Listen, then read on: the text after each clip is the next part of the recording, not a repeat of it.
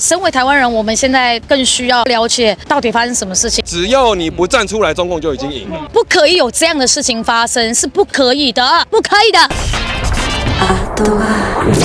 你们觉得台湾被中共渗透吗？我个人觉得当然有啊，网络上或者是在现实中都有很多很奇怪、不符合现在台湾现实的消息在各种群组间的传播。然后有一些人，他们可能因为生活的问题，他们没有这个时间去查证，那他看到了之后，可能就会被影响。那这个中共的这个渗透就会对台湾造成了真实政治上的一些危害。有非常严重哦。我是觉得是一直到我们政党轮替，蔡英文开始认真的在检视国防这件事情之后，我们才发现我们原来已经被渗透这么严重了。那我们现在在做的这件事情，就是把这些渗透的东西通通踢回去。所以才会越挖越多，发现越来越多渗透痕迹。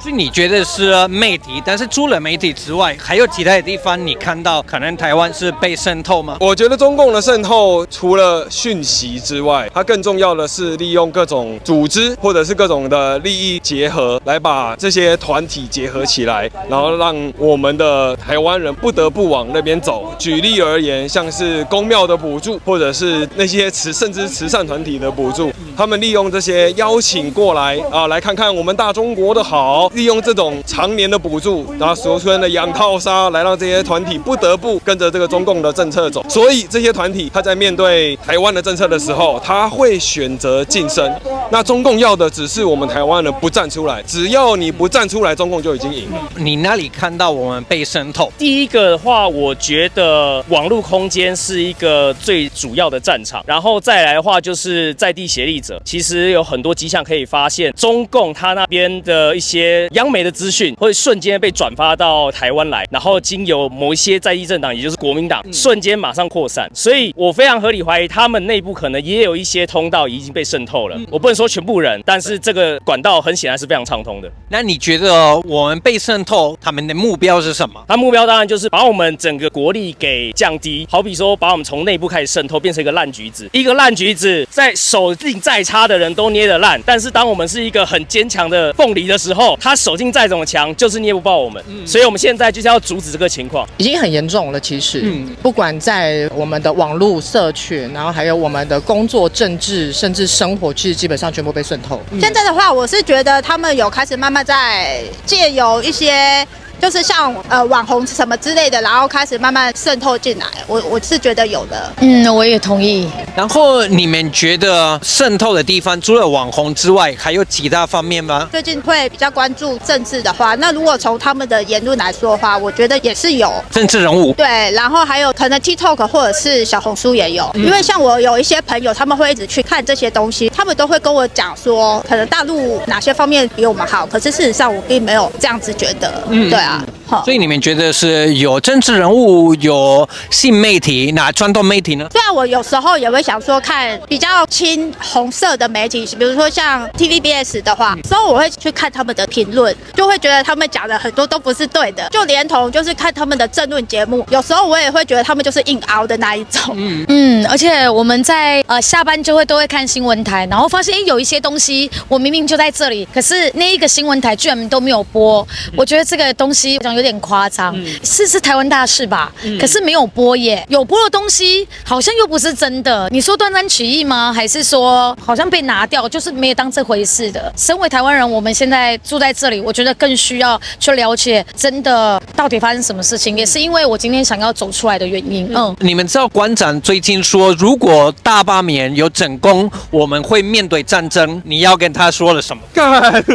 请他多读书。我觉得你是台湾人吧？你怎么可以让人家来欺负我们？我印象中的馆长是一个口若悬河、非常自然的馆长，但是在我们上一次看到馆长，他已经开始拿出手机照稿念了。很明显，馆长已经受到了某些势力的影响，来改变他自己个人的行事作风。馆长他甚至在之前已经扬言说，他要再去深圳做一些深度的交流。那我们可以合理的怀疑他的生活、他的经济、他的公司，甚至他的思想，可能都被一些奇怪的东西所入侵了。所以我是个人认为，馆长的话我们就听一听就好。那我个人当然是希望馆长不要再说一些干话。就是这个问题呢，其实很简单。单，我们成功的把这些砍掉国防预算的立委给踢出国会之后，我们才可以更好的防卫我们台湾，把一些之前修恶的法律通通修正过来，台湾才可以更有利，我们才可以更能够成功的防御中共的进犯。所以答案是否定的，把这些烂尾罢掉，并不会让中共更容易侵略我们，反而是他们更不容易侵略我们。如果真的面临到了战争，我们就需要面对，那决定自己要怎么做，或者是要出国逃离，或者是真的去面对它，我觉得是每个人的选择，但他不应该在网络上面任意的宣传错误的想法给比较年纪小的朋友，让或者是他们的受众有这些错误的信息，让他们害怕，或者是他们自己倒不认同。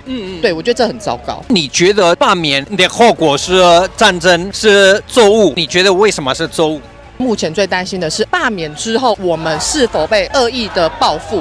比如说我是云林人，那我们从以前到现在感受的点点滴滴，如果现在张家又继续的回来，我们不管是务农或者是生活或者是农民的津贴，然后甚至到我们的生活，那个被报复起来比战争其实还要可怕，而是我们是慢慢的会被侵蚀，或是很快速的侵蚀，我们真的不知道。所以战争反而不是目前应该要先担心的，而是我们要怎么去面对我们失败之后的后果。对，我是不认同啦，我觉得不太可能。其实，如果我们的立场一直很坚定的话，我相信中共也不是这样子说想要打过来就打过来的。对啊，就是如果我们自己都没有保护自己台湾的心的话，那他就会觉得你们既然都不想保护自己的国家，那我打过去就刚刚好而已啊。不可以有这样的事情发生，是不可以的，不可以的。如果真的有这样的东西，我觉得我一定会捍卫我自己的地方，我自己的国家，我喜欢我的人，包括我自己。觉得除了罢免之外，台湾社会应该要做的那一些什么，或者说台湾政府为了避免被渗透，如果台湾人真的能够做的事情，就是多查证、多看，然后才能够去避免各种中共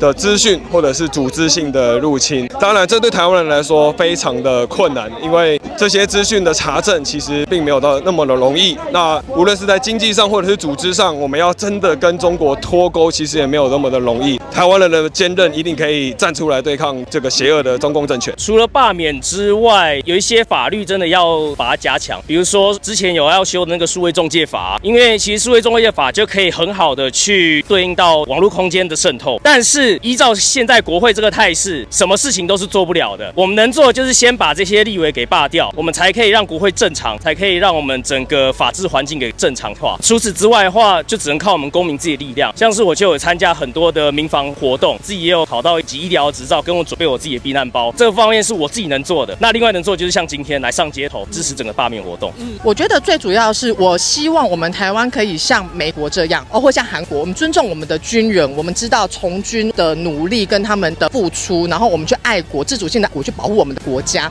而不是大家目前就觉得当兵不需要，当兵好烂，然后或者是当兵都在除草等等的。所以我们应该要先去正视，我们先去尊重，我们先去爱护我们现在爱台湾的人，然后一起来努力，这才是比较目前。对，那罢免其实是我们人民可能我们不能当兵的人，或者是我们身为女生可能没有办法第一时间去帮助，我们唯一能做就是现在这样，就是罢免。你觉得避免战争，台湾应该要做的什么？学习防护，然后听从国家的建议，然后我们去学习目前乌克兰等等的基本常识要有，然后不要去嘲笑，甚至现在我的朋友他在准备救难包的时候去吃饭是被嘲笑说有那么夸张吗？但我发现就是正式的人很正式，然后但嘲笑的可能超过60%。如果我们现在可以因为小小的力量慢慢的去说这件事情或许不会发生，但我们可以去学习，我们也可以去了解，那或许会有些不同，而不是一面的说哪有那么严重，哪有那么夸张，然后战争起来不会啦，或者是打过来不然就同共什么的，不应该这样，就是有危机感。对，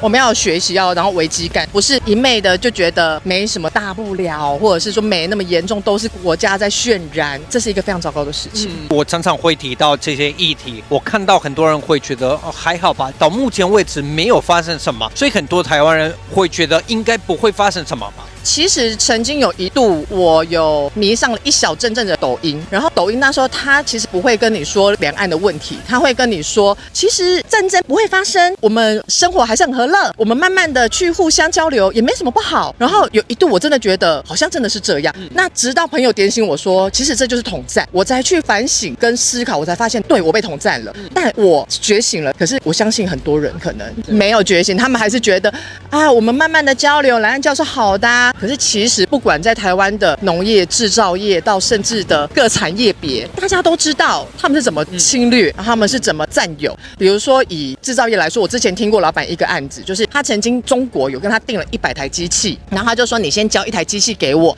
然后就寄去了中国，然后直接寄过去之后，直接说啊这台机器好烂哦，然后我要帮你退单，我不要了，那我那一台我要退回来，你钱要还我。下一次的展览那一台出现在展会，价格1/3，这是所有很多制造业、农业或者是食品包装都会遇到的事情。难道我们还觉得他们会真的很和乐来做生意吗？就像馆长讲的，我们要交流，然后大家这样子做生意很好，我不这么觉得。为了避免战争，你觉得台湾应该要做什么？这个问题也太困难了吧！社会中的每一个人，其实对于避免战争都有很重要的一个功能性了。我们不一定真的要拿起枪，我们也不一定真的要说我们要反抗中共的入侵。我们只要去做好我们自己生活中的每一件的事情，其实就能够避免战争的发生。举例来说，我们都可以在假消息出现的时候，我们多1秒去查证，看到新闻或者是这些蓝白的立法委员在做出毁坏我们宪政行为的时候，我们就跟自己的朋友说，